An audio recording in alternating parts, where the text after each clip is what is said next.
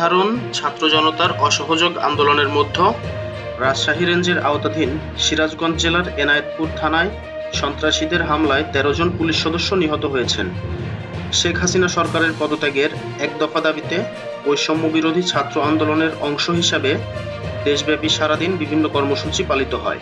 এরই মধ্যে বিকালে পুলিশ সদর দপ্তর থেকে পাঠানো এক বার্তায় সিরাজগঞ্জের এনায়েতপুর থানায় সন্ত্রাসী হামলায় ১৩ জন পুলিশ সদস্যকে নির্মমভাবে পিটিয়ে এবং পানিতে চুবিয়ে হত্যার খবরটি জানা যায়। রাজশাহী রেঞ্জের পুলিশের অতিরিক্ত উপমহাপরিদর্শক বিজয় বসাক মিডিয়াকে বলেন, সন্ধ্যা ৭টার দিকে সেনাবাহিনীর একটি দল ঘটনাস্থলে গেছে।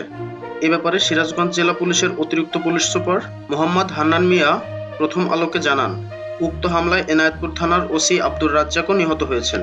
ঘটনার বর্ণনায় রাজশাহী রেঞ্জের অতিরিক্ত উপমহাপরিদর্শক মিস্টার বসাক বলেন, সেনাবাহিনী থানায় গিয়ে ৮টি লাশ মসজিদের পাশে স্তূপাকারে পেয়েছেন এবং ৩টি লাশ পাওয়া গেছে পুকুরের ভিতর।